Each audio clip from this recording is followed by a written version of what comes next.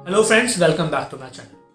Friends, आज इस video में हम बात करने वाले हैं एक बिजनेस के क्या 5 मेन एस्पेक्ट्स होते हैं उसके बारे में। देखिए, अगर हम कोई भी बिजनेस करने जाते हैं, कोई भी, फर्क नहीं पड़ता कि वो किस सेगमेंट में है, फर्क नहीं पड़ता कि वो बड़ा है या छोटा है, उसके 5 ही इंपॉर्टेंट एस्पेक्ट्स होते हैं। अगर आप उन 5 एस्पेक्ट्स को हमेशा अपने दिमाग में रखेंगे, हर एक एस्पेक्ट्स पे विजय पाएंगे, यानी कि हर एक एस्पेक्ट को बढ़िया से करेंगे, तो आपको सक्सेसफुल होने से कोई नहीं रोक सकता।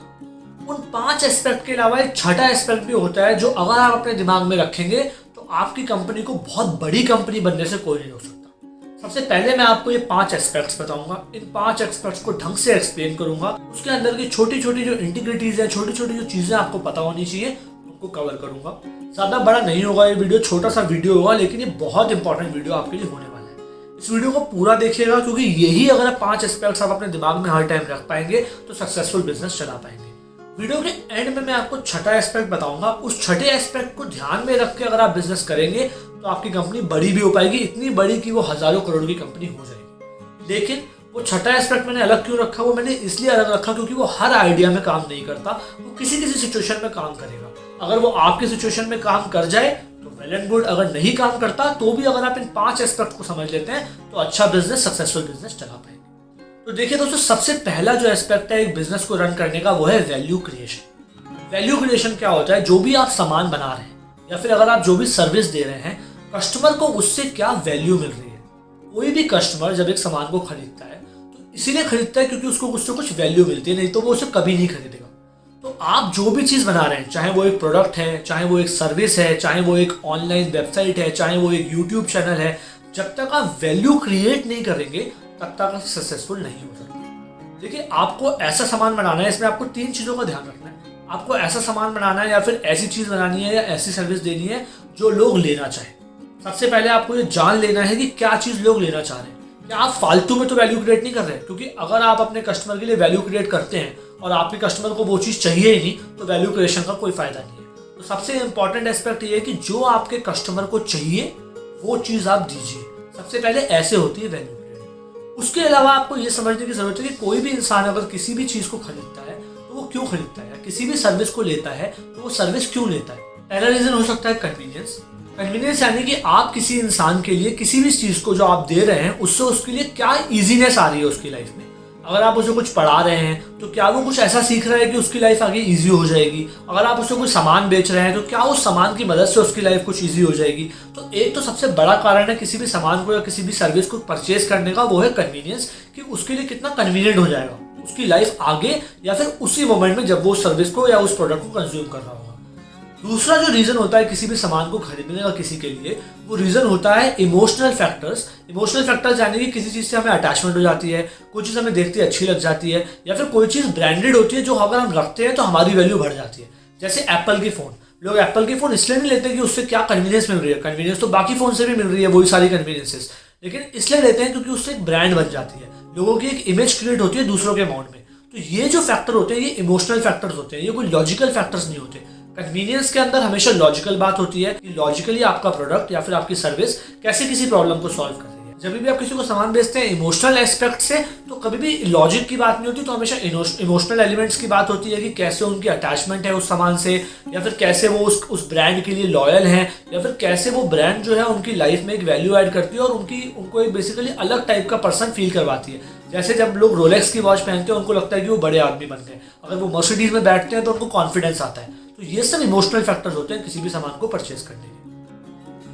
तो आपको ध्यान में क्या रखना है? आपको ध्यान में रखना है कि जब आप कोई भी काम करते हैं आपको सबसे पहले एस्पेक्ट में वैल्यू क्रिएट करनी है। आपको एक ऐसी चीज़ बनानी है या फिर एक ऐसी सर्विस देनी है जो लोगों को चाहिए, और आपको दूसरी चीज़ ये सोचनी है कि लोग आपके सामान को क्यों लेंगे। क्या उससे उनकी लाइफ में कन्वीनियंस आ रही है, या फिर कोई इमोशनल फैक्टर है जिसको आप टच कर पा रहे हैं जिसकी वजह से वो सामान को ले लेंगे। दूसरा जो बिजनेस का सबसे इंपॉर्टेंट एस्पेक्ट होता है वो होता है मार्केटिंग।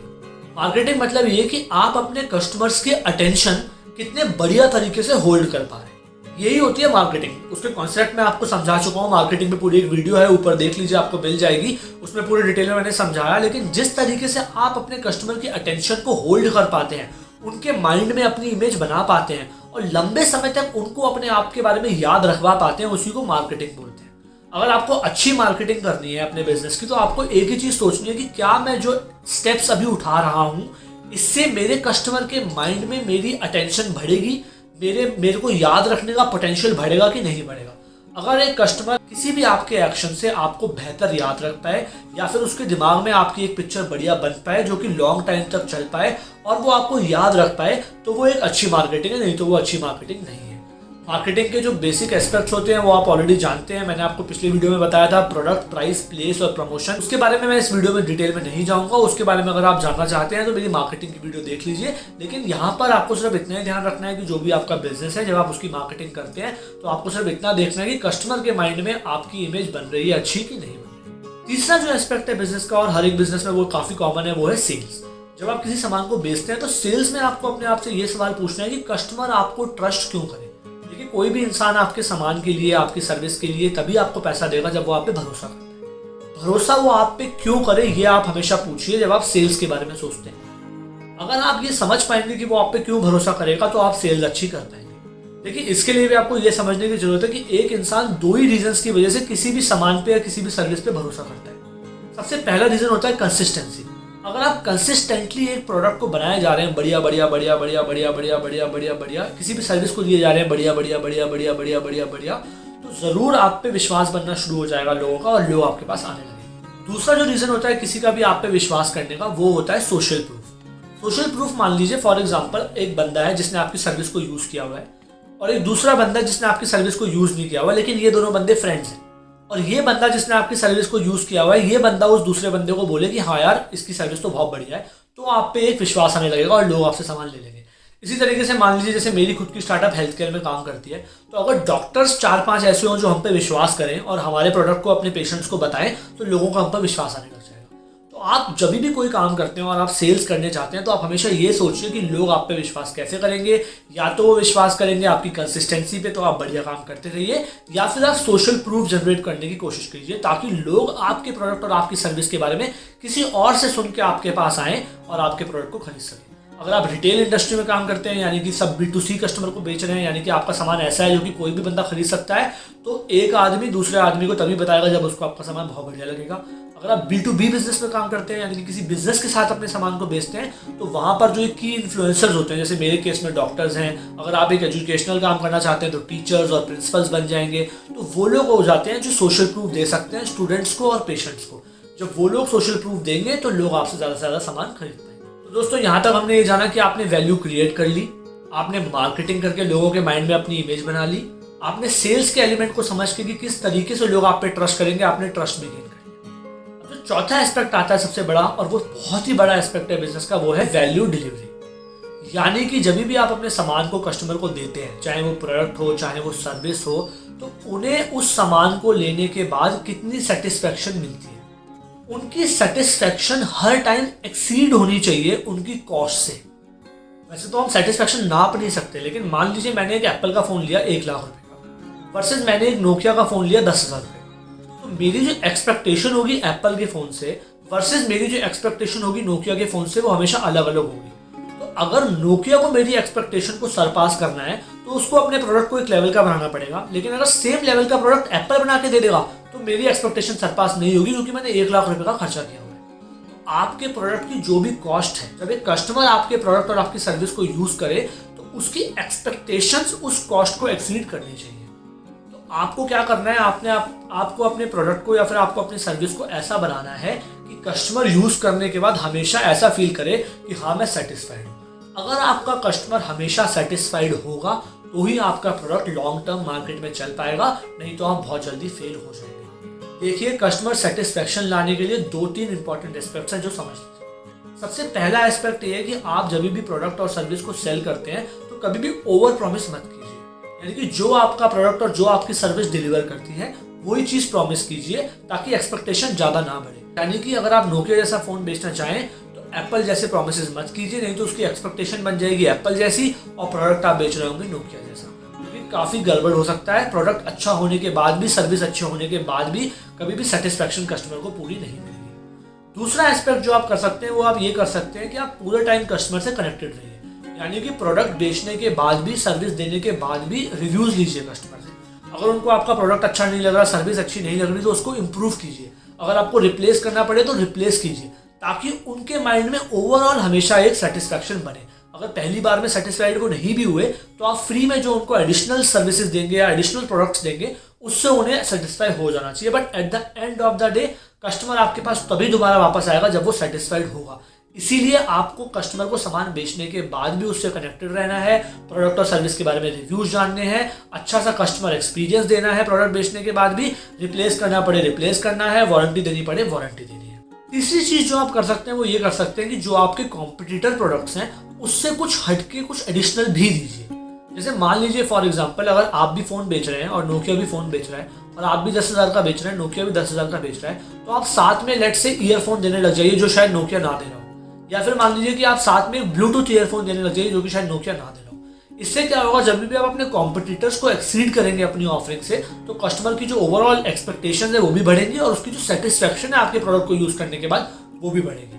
तो ये 3 एस्पेक्ट्स हैं जिससे कि आप कस्टमर को बेटर तरीके से सेटिस्फाई कर सकते हैं। दोस्तों ये हो गए बिजनेस के 4 एस्पेक्ट। जो 5वां एस्पेक्ट है और वो भी बहुत इंपॉर्टेंट एस्पेक्ट है वो है फाइनेंशियल, यानी कि क्या आप जितना पैसा खर्च कर रहे हैं उससे ज्यादा पैसा कमा रहे हैं। देखिए कोई भी बिजनेस तभी लॉन्ग टर्म चल सकता है जब वो ज्यादा कमाए बजाय इसके कि वो ज्यादा खर्च करे। यानी कि अगर आपकी लागत 1,000 रुपए है तो आपको 1,000 रुपए से ज्यादा कमाना है, अगर 100 रुपए है तो 100 रुपए से ज्यादा कमाना है। अगर आप ज्यादा नहीं कमा पा रहे तो आपको अपनी लागत को कम कर लेना है ताकि आपकी जो कमाई का अमाउंट है वो आपकी लागत से ज्यादा हो जाए।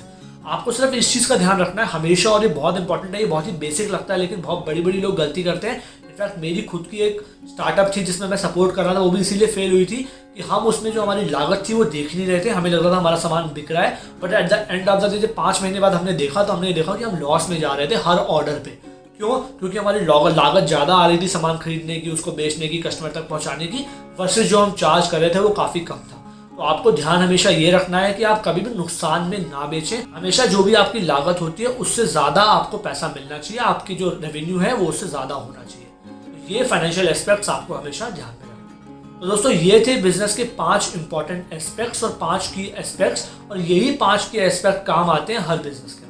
तो दोस्तों अब मैं बात कर लेता हूँ बिजनेस के 6ठे एस्पेक्ट की, जो कि हर जगह नहीं आएगा, लेकिन अगर आप इस एस्पेक्ट को अपने दिमाग में रख पाएंगे और सक्सेसफुली इंप्लीमेंट कर पाएंगे तो आप बहुत बड़ी कंपनी बन पाएंगे। जैसे एप्पल बनी, फेसबुक बनी, गूगल बनी, फ्रीचार्ज बनी, पेटीएम बनी, जितनी भी कंपनीज का आप बड़ी बड़ी कंपनीज का नाम जानते हैं वो इसी वजह से इतनी बड़ी बन पाई।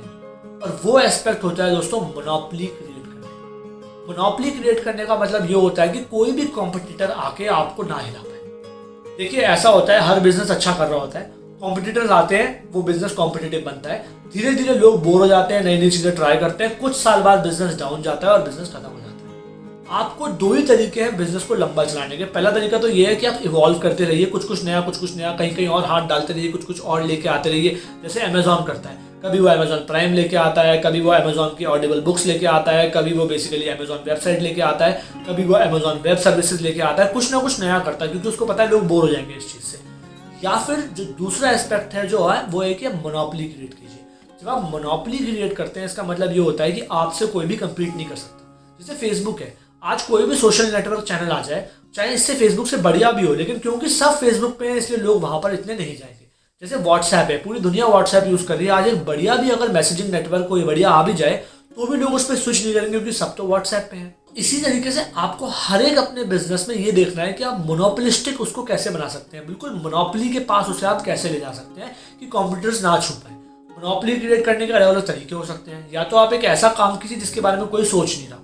जब आप वैसा काम करते हैं तो ऑब्वियसली कॉम्पिटिटर होते ही नहीं है, आप बहुत कस्टमर एक्वायर कर लेंगे और आप मोनोपोली अटेन कर लेंगे, जैसे फेसबुक ने की, जैसे शुरू में व्हाट्सएप ने की। दूसरा तरीका है मोनोपोली क्रिएट करने का कि आप मैक्सिमम कस्टमर्स को सर्व कर दीजिए। भले ही आपका प्रोडक्ट मोनोपोली वाला प्रोडक्ट नहीं था, भले ही आपके कॉम्पिटिटर्स थे, लेकिन आपने चाहे सस्ता बेच के या कुछ मर्जी करके मैक्सिमम कस्टमर को सर्व कर दिया। और ऐसे सर्व कीजिए कि वो आपसे मल्टीपल टाइम परचेज करें। जैसे फॉर एग्जाम्पल आप उन्हें लाइसेंस दे सकते हैं 5 साल का, जिसमें हर महीने आप उनसे सिर्फ 100 रुपये ही चार्ज कर रहे हैं। 100 रुपये सस्ता अमाउंट है, लेकिन 5 साल तक आपका प्रोडक्ट उनको अब रखना पड़ेगा क्योंकि उन्होंने 5 साल का पेमेंट कर रखा है। अगर आप लाइसेंस मॉडल पे चले जाते हैं और बहुत बड़ा कस्टमर एक्वायर कर लेते हैं तो बहुत डिफिकल्ट होगा किसी और बंदे के लिए आपको हिला पाना। क्यों? क्योंकि जब भी कोई बंदा स्विच करने का सोचेगा, थोड़ा बहुत अगर वो प्रोडक्ट आपसे बेटर भी हुआ तो उसको ये लगेगा कि यार मेरे पास तो इसके 5 साल के लाइसेंस है, मुझे तो स्विच नहीं करना चाहिए। जब तक वो स्विच करने की कंडीशन पे पहुंचेगा तब तक आप अपने कॉम्पिटिटर से सीख चुके होंगे और अपने प्रोडक्ट को और बेटर बना चुके होंगे, तो वो आपके साथ ही सर्विस आगे भी कंटिन्यू कर लेगा, क्योंकि वो आपके 5 साल ऑलरेडी आपके साथ बिता चुका है, तो आपको वो ट्रस्ट भी करता होगा और आप डिफरेंट टाइप के डिस्काउंट, डिफरेंट टाइप के ऑफरिंग्स भी उसको दे पाएंगे। तो 2 ही तरीके हैं दोस्तों मोनोपोली क्रिएट करने के। पहला तरीका ये था कि आप कुछ ऐसा कीजिए जो दुनिया ना सोच रही हो। दूसरा तरीका ऐसा है कि आप एक नेटवर्क बिछा लीजिए अपने सामान का, मैक्सिमम लोगों को दे दीजिए। वो पॉसिबल है जब आप सब्सक्रिप्शन मॉडल से जाते हैं, जिसमें आप एक लंबे टाइम का सब्सक्रिप्शन देते हैं, कम अमाउंट चार्ज करते हैं, धीरे धीरे कस्टमर से पैसा लेते हैं। उस केस में भी आप मोनोपोली क्रिएट कर पाएंगे। अगर आप मोनोपोली क्रिएट कर लेते हैं, जैसे गूगल ने कर रखी है, अमेजॉन ने कर रखी है, फ्लिपकार्ट ने कर रखी है, नेटफ्लिक्स ने कर रखी है, तो आप बहुत बड़े ऑडियंस को अपने सामान को बेच पाएंगे और खूब पैसा लॉन्ग टर्म कमा पाएंगे और अपनी कंपनी को दुनिया की टॉप 1% कंपनीज में ले जा पाएंगे। तो दोस्तों आशा करता हूँ इस वीडियो में आपको वैल्यू मिली होगी। अगर ये वीडियो आपको अच्छा लगा हो तो वीडियो को लाइक कीजिए, चैनल को सब्सक्राइब कीजिए और मुझे कमेंट करके जरूर बताइए कि किस तरीके से आप अपने बिजनेस में इन सारे एस्पेक्ट्स को इम्प्लीमेंट करने का सोच रहे हैं। मिलते हैं अगले वीडियो में, तब तक के लिए खुश रहिए।